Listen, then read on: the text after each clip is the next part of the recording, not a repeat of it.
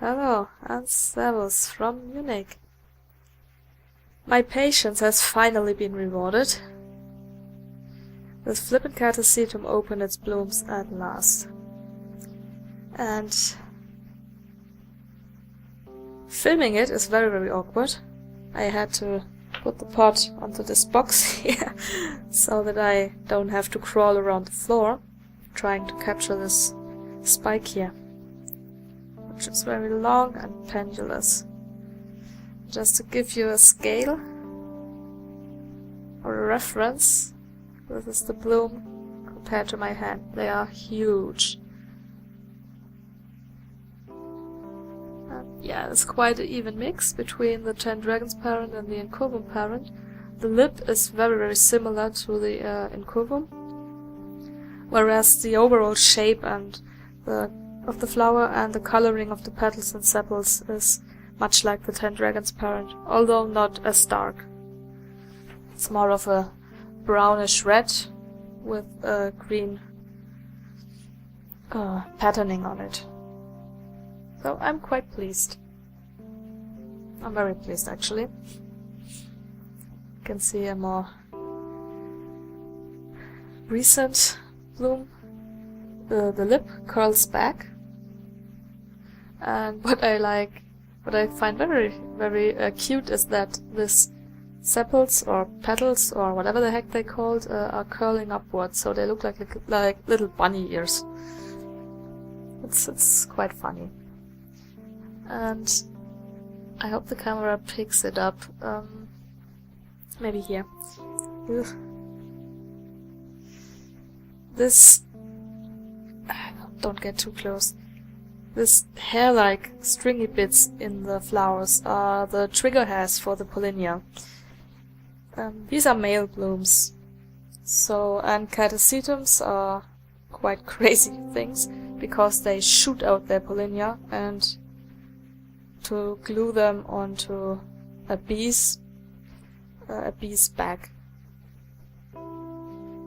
which I don't think it is very nice to have that happen to you, but well, it seems to work. Yeah.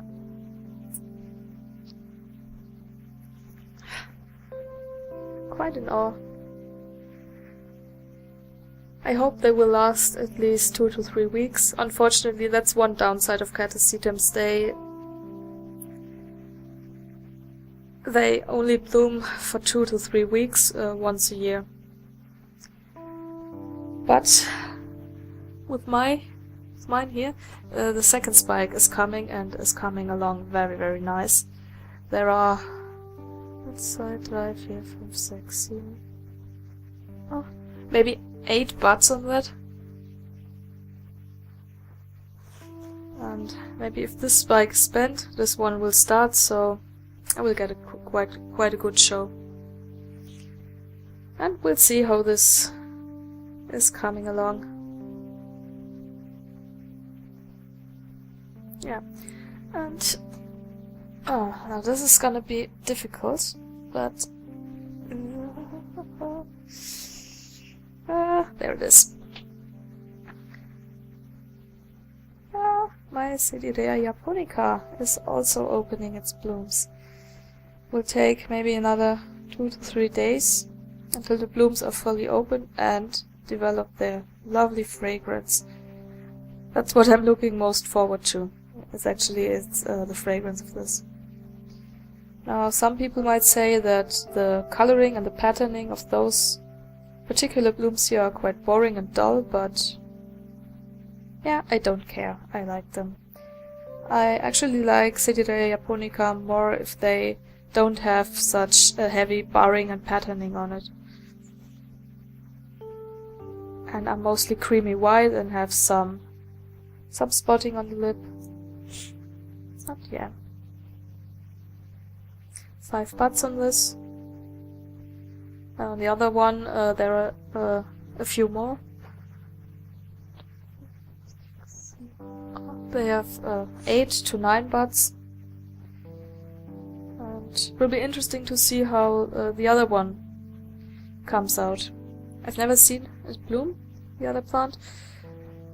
And I don't think they are clones of each other, so it might as well be that the blooms on my other Sedirea back in there look quite different to those on this plant here.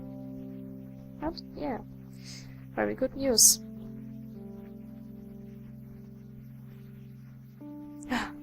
Waited a long time for that. So let's put this to the side. And yesterday I finally got myself to go over to Ismaning, where Orchids and More is located. And the idea was to get some potting media, but I was there with some other orchid guys, and of course we did a tour through the greenhouses, and you might have guessed it, I didn't come home empty-handed. But I was reasonable. I bought a huge bag of potting media and 2 plants for 20 euros. Yeah, that's quite reasonable, I think. And this cute little guy here, I couldn't pass on. It's Dendrobium antennatum. It's a spatulata type. And here's a picture of the bloom, or maybe in the description if I don't find a picture that I can use in the video. And it's one of those antelope type Dendrobiums. So this parts of the flower are very elongated and spirally, so they look like horns of a particular type of antelope. And yeah, they are white and pink and green, and yeah, but you can see it's a very young plant. It was also very, very cheap. So yeah, this may take its sweet time before we can see any blooms. And there are 2 new growths just starting on there. So as soon as they push out roots, I will get it out of the pot and give it some fresh media. And yeah, it's a very cute little guy. I'm very, very pleased with that. And this is also the introduction of a new genus into my collection, because I so far had no Dendrobiums. And I wasn't particularly interested in them, too. Except for the spatulata type and the Turia types. Because I love most of the blooms. They have gorgeous flowers and gorgeous colors, no doubt. But I just don't like the look of the plant, even some of the evergreens. And this is one I can put up with, and I'm sure it will get much bigger if I don't kill it, but I doubt it. It's a very healthy little guy. And yeah, it's especially the nobile types. I just can't stand the look of those leafless canes.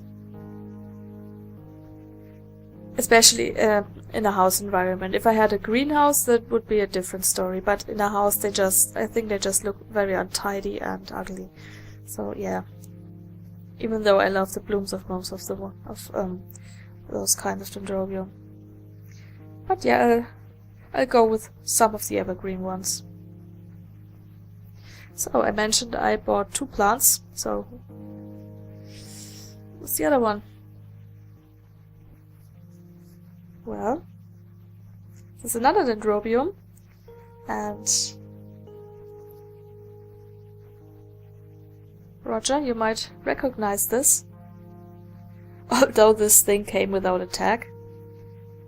And the guy said it was Dendrobium atroviolaceum, which is, I think, is bollocks. I strongly believe if it's a species, then it is Dendrobium rhodostictum, something like that. Put the name in the video. Yeah, I just couldn't say no to those lovely blooms. You know me, I'm a sucker for white blooms. And they have this gorgeous veining on the lip. On the outside, this is the most richest of bright green, with these purple spots, and the color combination is just what struck me, and I said, oh, give me that. And there's a lovely new growth also starting, and this is a Dendrobium that I like the look of the plant, because it's looking very crazy. This spindly cane and then this bulbous ends, it looks interesting. But it's evergreen, so it never looks untidy. Yeah, I'm very pleased with the prices. As I said, a huge bag of potting media, and these two plants all for 20 euros. That's very, very reasonable of them. And yeah, I almost bought 3 plants, but I really have to be disciplined about what I spent my money on, because I had Neophynetia falcata, and I always wanted Neophynetia falcata, but they were a bit more expensive, and I said no, not this time, maybe another time. There will be Neophynezias in the future, so I can buy them then. But yeah, this is very, very satisfying.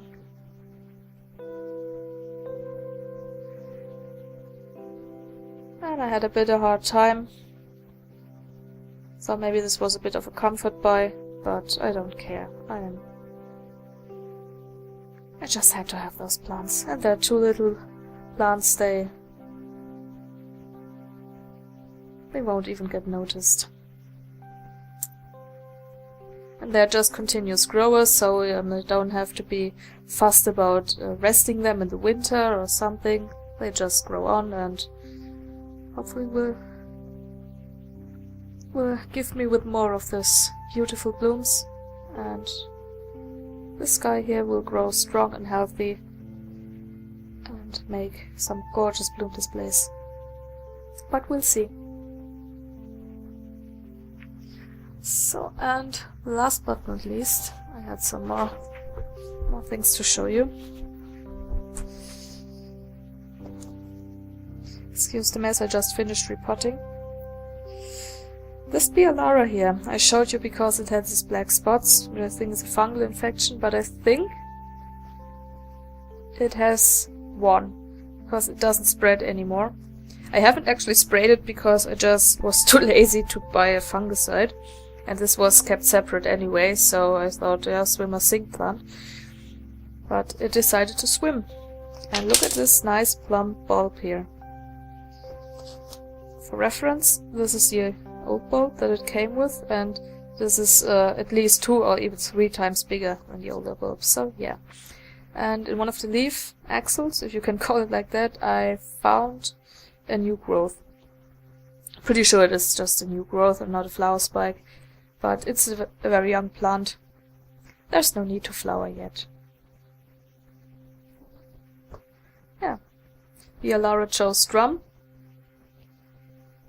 Very, very blousy odontoglossum type blooms. Don't care if odontoglossum is now Oncidium. I hate when they lump just everything into one big genus. If for me, I'd rather have some more species names, because I then can remember them better.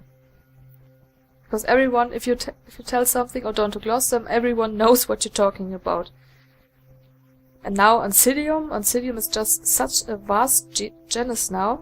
They're cool growing, warm growing, intermediate growing, and with odontoglossum you immediately knew, okay, they have no heat tolerance. But yeah, I'm ranting. And I can't change it anyway, so yeah. And last but not least, my little Cycnodes Wine Delight. The growth finally doesn't look like a boner anymore, which I'm very glad about. And it's pushing out some very nice new roots here. And an insane amount, I think. It's 6. Maybe up to 7 or 8 roots on this tiny little growth here.